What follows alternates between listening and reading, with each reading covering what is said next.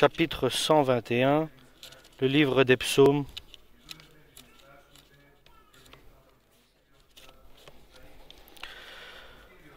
Je regarde vers les montagnes. Y a-t-il quelqu'un qui pourra me secourir? Pour moi, le secours vient du Seigneur, qui a fait le ciel et la terre. Qu'il te préserve de faux pas, qu'il te garde sans te relâcher. Lui qui garde Israël sans se relâcher, sans dormir. Nous allons lire aussi du livre d'Ésaïe, chapitre 40 et verset 27.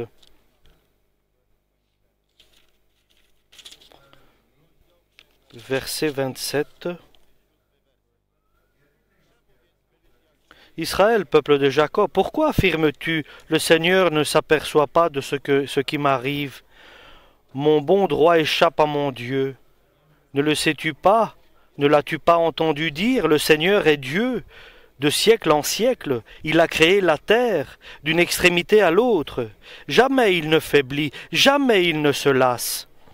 Son savoir-faire est sans limite. Il redonne des forces à celui qui est faible. Il remplit de vigueur celui qui n'en peut plus. Les jeunes eux-mêmes connaissent la défaillance. Même les champions trébuchent parfois.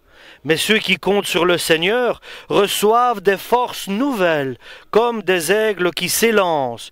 Ils courent, mais sans se lasser. Ils avancent, mais sans faiblir. Amen. Il y a des fois que le chrétien se sent oublié de Dieu, parce qu'il prie et il ne voit pas quelque chose qui arrive dans sa vie. Et ce n'est pas parce que Dieu ne répond pas qu'il ne nous entend pas. Il nous entend très bien. Il est à l'écoute de chacun de nous. Il y a des fois où Dieu répond immédiatement, il y a des fois où Dieu répond plus tard, dans son temps. Et les choses sont difficiles dans la vie, pour chacun. Chacun, même dans l'Église, dans la famille de chacun. Donc Dieu, dans une telle situation, il envoie sa parole à son peuple. Et il dit, pourquoi, mon peuple, as-tu perdu ta confiance en moi? Et dis-tu que je ne te regarde pas, que je ne prends pas soin de toi, et que je ne t'écoute pas? Et il dit, Dieu répond, ne sais-tu pas, mon peuple, n'as-tu pas entendu que moi, Dieu, qui est ton Seigneur, d'une extrémité de la terre à l'autre, ne faiblis pas. Et il entend et il écoute toutes tes requêtes, et il ne faiblit pas, et il est toujours prêt. C'est lui qui donne la force à ceux qui sont faibles, et il donne du courage à ceux qui sont sans courage. Et nous devons le savoir, cela. Il y a des temps mauvais où les jeunes, et même ceux qui sont élus de Dieu, ceux qui sont choisis par Dieu, les élus de Dieu, même les forts, ceux qui ont la puissance, il y a un temps où ils vont aussi trébucher, où ils vont aussi défaillir. Ils vont connaître la défaillance, ils vont faiblir aussi, parce qu'ils ne voient pas de quelque chose ou quelque part qui leur donne une sensation de clarté. Il y a des moments comme ça que nous traversons. Nous pouvons être très forts, mais nous allons parfois traverser des moments d'obscurité. Et pas économiquement seulement, mais parfois à cause du problème économique qui influence énormément les êtres humains, peuvent amener les hommes et les femmes à des impasses. Et Dieu a la solution pour chaque problème. Et beaucoup renouvellent leurs forces. Ils courent comme des aigles et ils s'élancent et ils ne se fatiguent pas. C'est une catégorie de chrétiens qui est unique. C'est ceux qui attendent le Seigneur. Et attendre le Seigneur, cela veut dire que tu n'as pas perdu ta foi, ta confiance, ton amour, ton espérance en Dieu. Voilà ce que signifie cela. Tu es certain qu'il t'entend et qu'il est fort et qu'il va agir avec la meilleure manière que nous ne connaissons pas et que nous ne pouvons pas imaginer. Et nous ne pouvons pas non plus prévoir. C'est pour cela que nous devons demander et patienter, attendre la solution du problème. Et Dieu nous conseille d'attendre Jésus-Christ qu'il vient dans notre vie pour résoudre le problème. Et nous savons que David, le roi, était souvent dans de grands problèmes. Et il criait vers Dieu, et il lève les yeux vers les hauteurs, et j'attends de voir d'où viendra mon aide, disait le roi David. Et je lève mon regard vers le ciel. Et David, qui avait de l'expérience, il confesse ici dans les psaumes et dans Isaïe où nous lisons le prophète Isaïe. C'étaient des personnes avec beaucoup d'expérience. Et mon courage vient et ma défense et mon espérance et ma confiance vient du ciel, de celui qui a créé la terre et le ciel, celui qui nous écoute.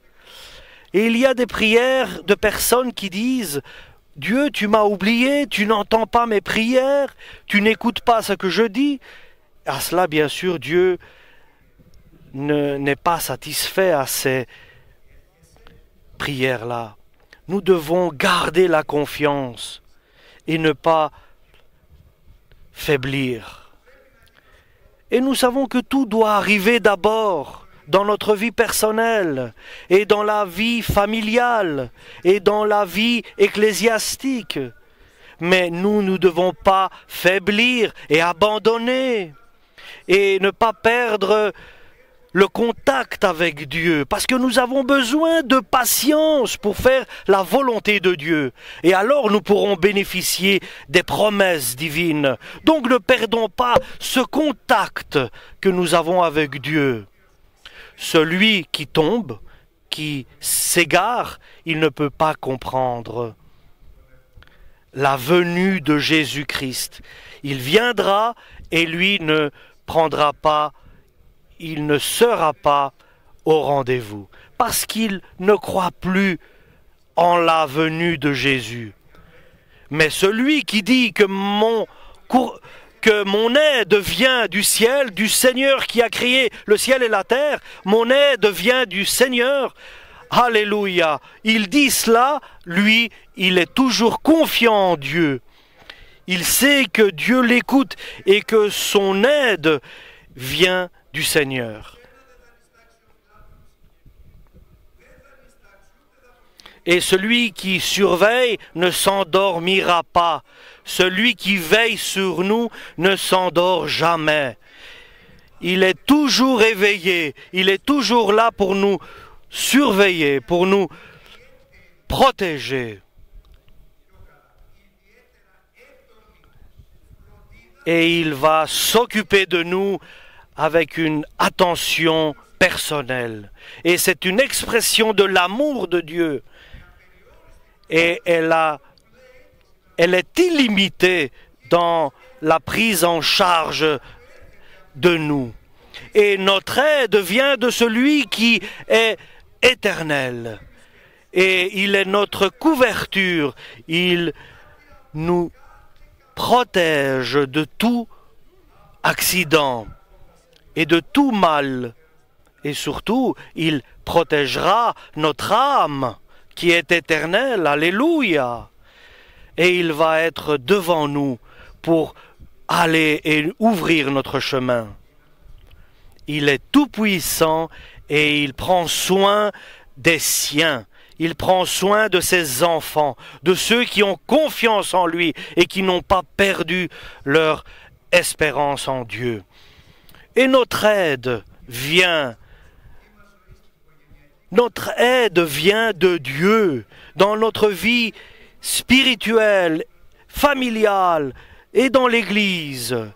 Et pas comme nous voulons que cette aide vienne.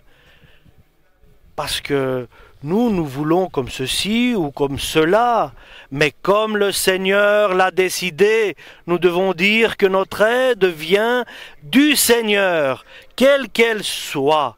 Il agit de la meilleure manière pour chacun de nous personnellement. Alléluia! Et nous devons être heureux, car il vient. Nous ne devons pas rabaisser notre tête, baisser notre tête, mais lever les yeux vers le ciel, car de là vient notre aide. Avec joie, le Seigneur est prêt pour nous secourir. Il va venir nous secourir. Alléluia! Gloire à toi, Seigneur.